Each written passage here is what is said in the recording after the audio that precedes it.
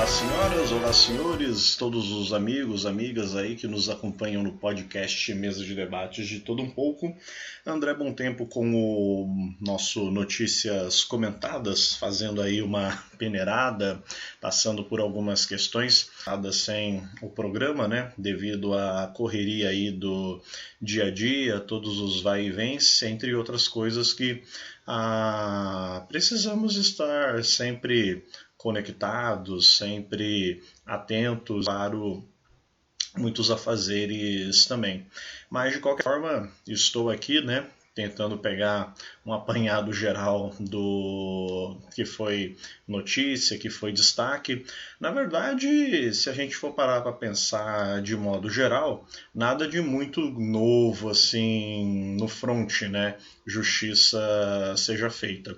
O que temos acompanhado são os resultados da guerra na Palestina, lá em Gaza, Israel sendo colocado na beira, inclusive pelos países aí centrais do capitalismo, pelos países que até outrora estavam no apoio, né, de Israel, porém agora já tentando olhar, já tentando entender que está havendo um certo abuso. Claro que esse termo abuso, para nós, poderíamos traduzir para crime, né? Mas é claro que eles não vão pegar assim tão pesado com relação a Israel quanto nós aqui faremos. Mas a grande questão é que apesar de toda essa pressão, e inclusive a ONU aí tentando se colocar também na discussão para ver como travar uma discussão que freie, né, os ataques também de Israel. Afinal de contas, estamos falando aí de mais de 30 mil pessoas mortas. Eu não tenho dados mais atualizados, mais precisos, mas já sabemos aí muito bem que faz tempo, né, que passou desse número, passou aí desse triste intervalo. Bom, de qualquer forma, a gente continua aí acompanhando o desenrolar da história, né? E também lembrando que estão sempre acontecendo aí vários atos, manifestações em prol da população palestina. Lembrando que é sempre aí falando sobre a população palestina, sobre a luta do povo que está sendo oprimido, esmagado, verdadeiramente torturado pelas forças de guerra de Israel, e não estamos aqui em defesa de Hamas ou qualquer que seja o grupo de natureza terrorista. Até porque o Hamas, diga-se de passagem, tem uma polêmica história envolvendo a sua criação, a sua origem, justamente pelos braços de Israel, e que as coisas acabaram saindo um pouco aí do plano original. Mas de qualquer forma, não idolatramos nem endeusamos aqui nem o Hamas e muito menos o governo e a política sionista do Estado israelense. Tocando aqui então o barco, vamos para outras questões que queremos levantar aqui também no noticiário de hoje, é que o cerco aparentemente está se fechando aí para o ex-presidente Jair Messias Bolsonaro.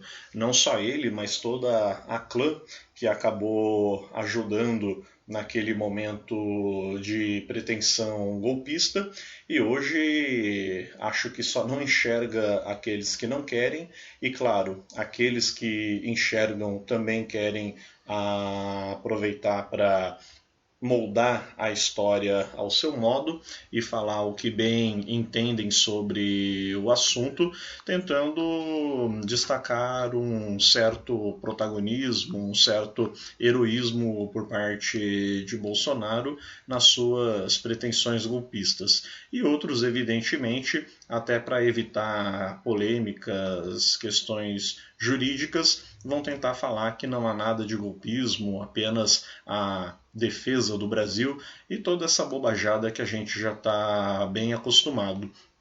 A questão é de se observar é que cada vez mais as denúncias estão sendo colocadas na mesa, e inclusive gente forte do alto escalão denunciando e falando aquilo que nós já sabíamos há muito tempo.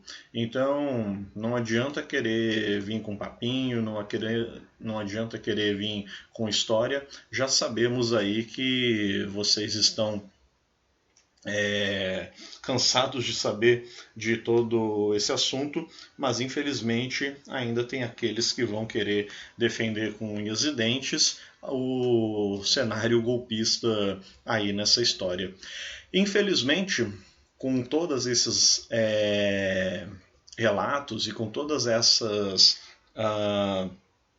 práticas contra o golpismo e em defesa da democracia, mesmo sendo ela a chamada democracia burguesa, é muito triste e complicado ver que no governo centrista, no governo de conciliação de classes e no governo de conciliação e consequentemente subordinação aos interesses da classe dominante, a gente vê aí um governante, né, o Lula, agora querendo apoiar, direto ou indiretamente, se não diretamente, de certa forma apoiando do momento que não quer que se façam protestos, ou que se façam críticas, ou que se impeçam a marcha, o ato que alguns brigadistas, alguns reservistas e toda essa turma caquética da extrema-direita pretende fazer agora no final do mês,